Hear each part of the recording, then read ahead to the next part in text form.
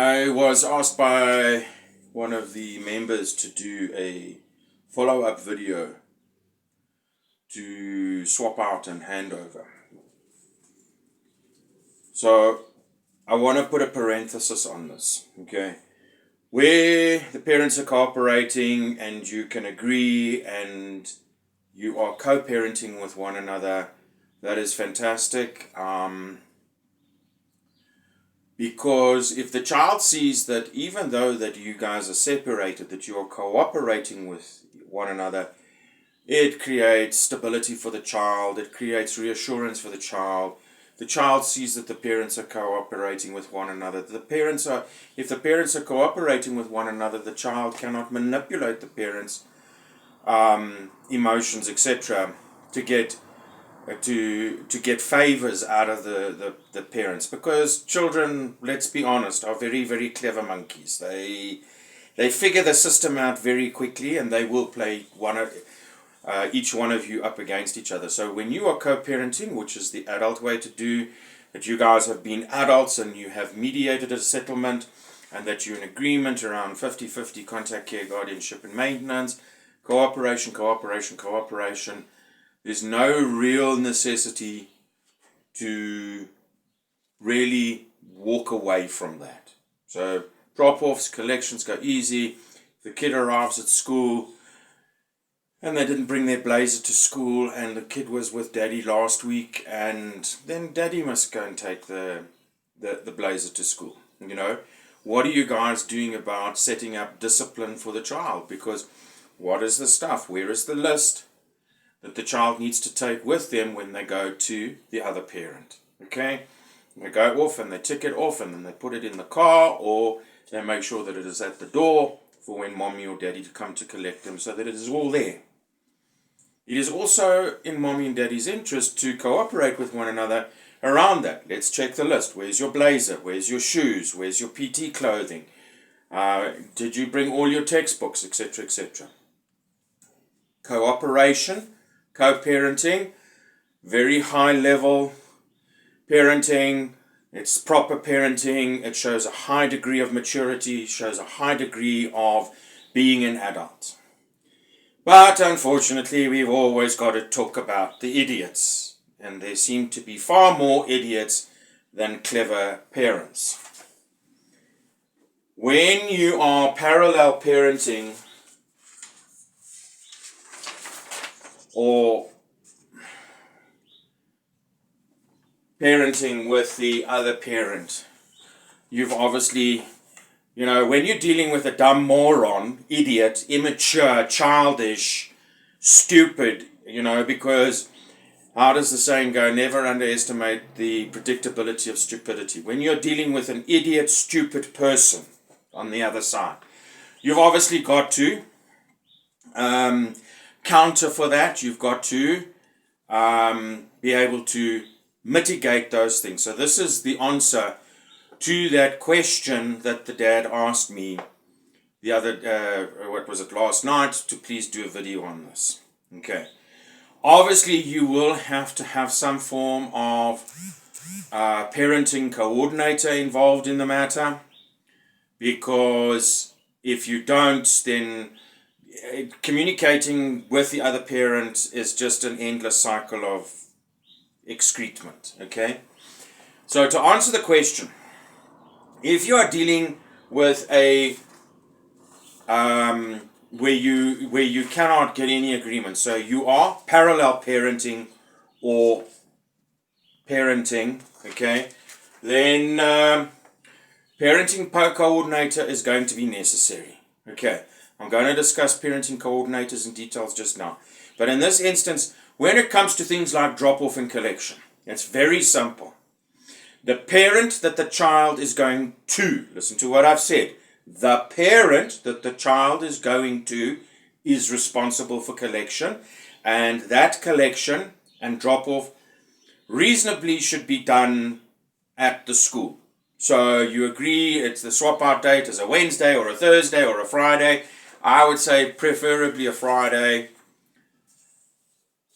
just from a logistics and all of those kind of good things. It's the perfect day to do it.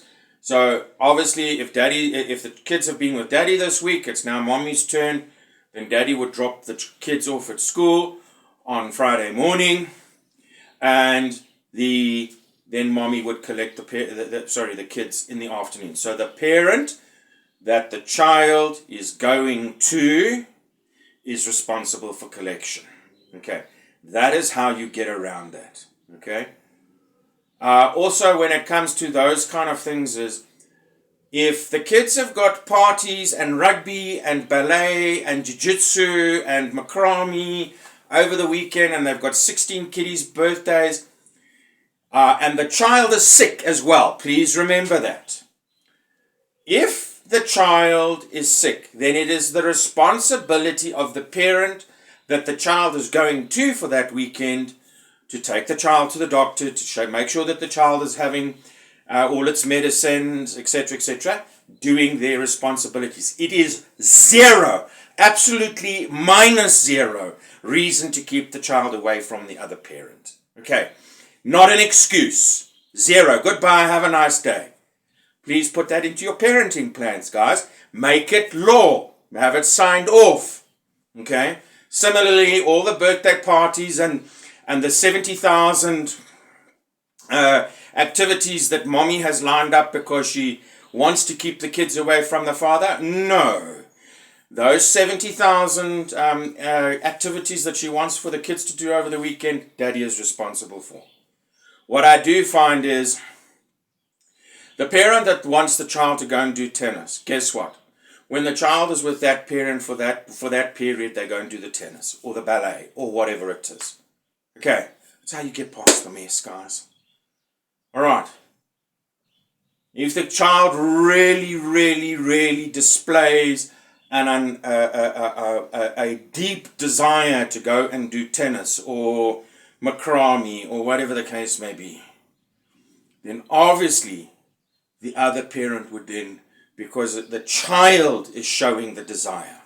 But what we find is that the child is signed up, and it's a girl, and she's signed up for male MMA, she's going and doing jiu-jitsu, she's going and doing karate, taekwondo, ninjutsu, boxing, and you name it. All right? And then she's also doing tennis and ballet and art and pottery and ceramics and you name it. Okay, because the one parent desire is to be stupid, okay, and they want to punish the child by making them and going and doing all of this. So how you handle that, and here is how you get around all of these other activities. You give a rand value in the maintenance contract towards extramural activities, and that's $100 or it's $500 a month. And you are not paying it to the other parent. You pay it to the service provider. Oh, you want little Mary or little Johnny to go and do cricket and boxing and all of that? Great. I've got my $500. Please show me which person you want me to pay it to. That's how you get around being punished another way through the maintenance. The other thing that I wanted to discuss is when you're dealing with where you have to parallel or parenting with the other parent, because one of the other things is that the clothes are always disappearing. So the only logical way that I have found to get around that is that the clothes that the child arrives in, you say to them, go to your room, get changed, and you take those clothes that they've taken off, wash and iron them, and those are the clothes that they go home in. Okay, it is the only logical way that I have found. And please, if you have a logical way, because what happens is invariably 11 times out of the 10, daddy is buying new clothes and new school clothes every week. He's buying new clothes every week, and they go home and, oh no, they disappear into a black hole. Okay, So that is the only logical way that I have discovered. If you guys have got other ideas of how you can handle this and better ways, please make those suggestions. Let us get them out there. But the only way that I have worked out after 22 years to get around all of this garbage, the parent that the child is going to is responsible for collection. Clothing, it's very simple. The child arrives in those clothes, they go to their room, they change out of those clothes, they put on the clothes that is at daddy's house or at mommy's house. Those clothes are then washed, and then the child leaves with those clothes at the end of the week or whatever the case may be. Because one or both of you are idiots and you have got to do this kind of parenting, okay, you will have to have a parenting coordinator. Okay. Guys, please understand there are parenting coordinators and then there are parenting coordinators. We have a above average superior parenting coordinator. If you want to come to me, we can discuss it. But the bottom line is that, it just like anything in life, you get parenting coordinators. Just like you get lawyers or advocates or whatever, there's courses for horses, and there's also those that don't know what they're doing, and then there's those that do. Parenting coordinator must be appointed by the court. Why is that parenting coordinator being appointed? What reason? For the duration? Okay. When do we review it? Etc. Okay. There must be clearly defined terms and conditions under which the parenting coordinator operates. Okay, I spoke to a mother over this weekend, and she says that the parenting coordinator can take up to a week to get back to you. That's garbage.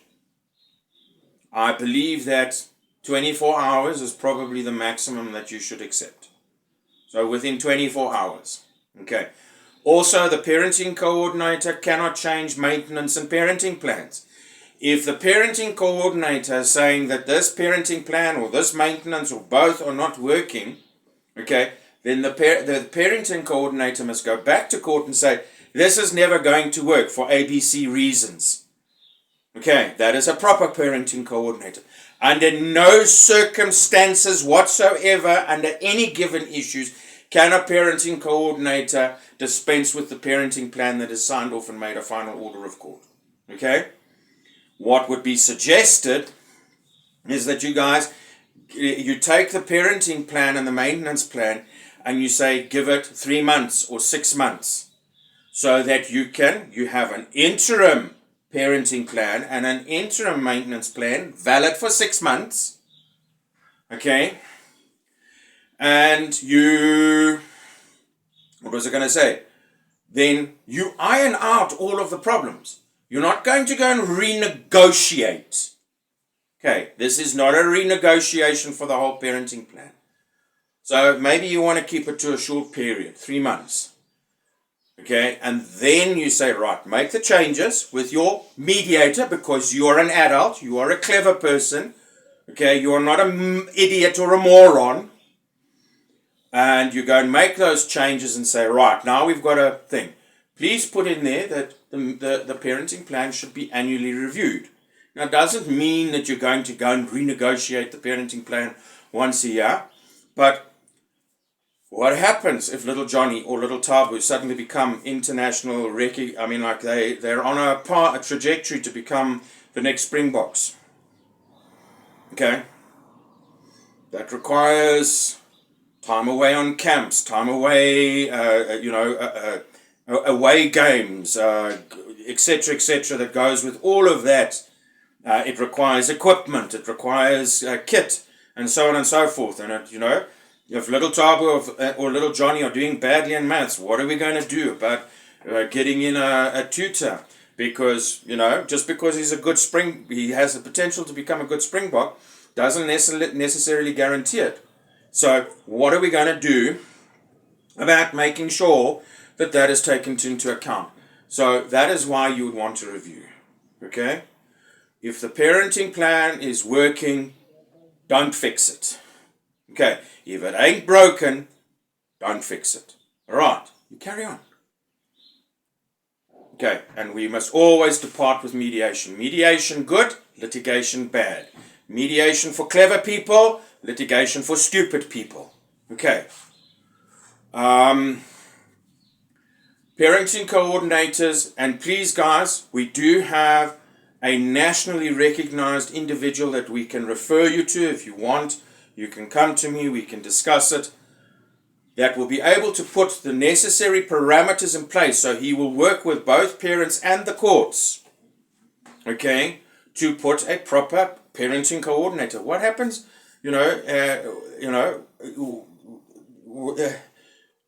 to put a proper parenting coordinator in place? What are the rules of engagement? Okay, the other thing is that neither parent can summarily fire, neither parent can ignore an instruction, and neither parent can summarily fire the parenting coordinator. If one or both of the parents have a problem with the parenting coordinator, court, here are my reasons. Okay. And you will normally find that it is the stupid parent, it is the high, parent that is going to have a problem with the parenting coordinator 9 times out of 10. Guys, if you want proper advice, set up a consultation. I can take you through it. Okay.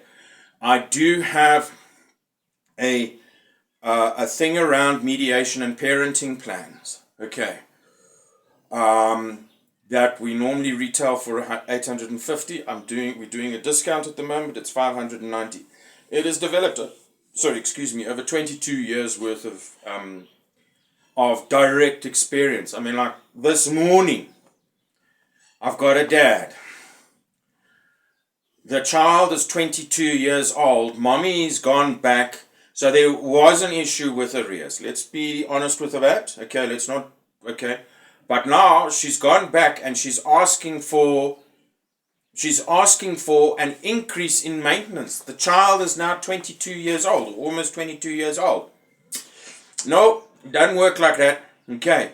There are very, very specific things that need to take place that I can tell you that lawyers and the courts and the family advocates offices and a large majority of mediators ignore. Where is your termination or end date around maintenance? How does that happen? And there's 2 possible dates that you can look at and how that is handled, because there's specifics if you use the first one. Okay, how's that handled? And there's also things that need to take into consideration with the second date of termination. There's 2 possibilities out there. The other thing is that, so if you want to have a detailed discussion, or you want to get this document so that you have something to work with, guys. Okay, I mean, like, I've got a dad, I keep on mentioning it. I think the daughter was 29, the son was 33. Mommy was still getting maintenance. Where's the end date in the maintenance plan? Both kids were out of school. Both of them had families, working. So please be very careful about what you sign, guys. You sign, if you are not in agreement, if you are not in full agreement with that document, and don't be bullied around signing divorce or contact plans where your lawyer, not the other lawyer, where your lawyer turns around and says to you, oh no, but you can just go back to court and change it. No, you can't. If it's a final order of court, please have $20 gazillion in your bank account, because the first question that the judge or the magistrate is going to ask you is, say to you, weren't you represented? Okay. If you are not happy with your parenting plan, your maintenance plan, your divorce plan, do not sign it.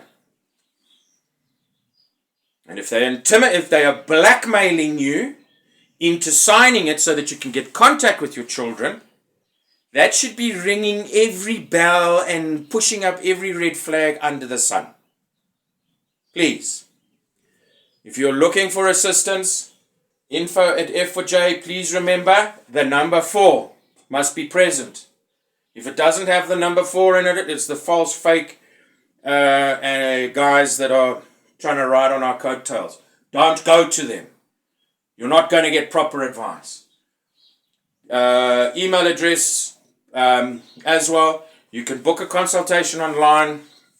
If you need to do it urgently, the bank details are there. Please do an instant transfer so that we can get onto your case within 12 to 24 hours.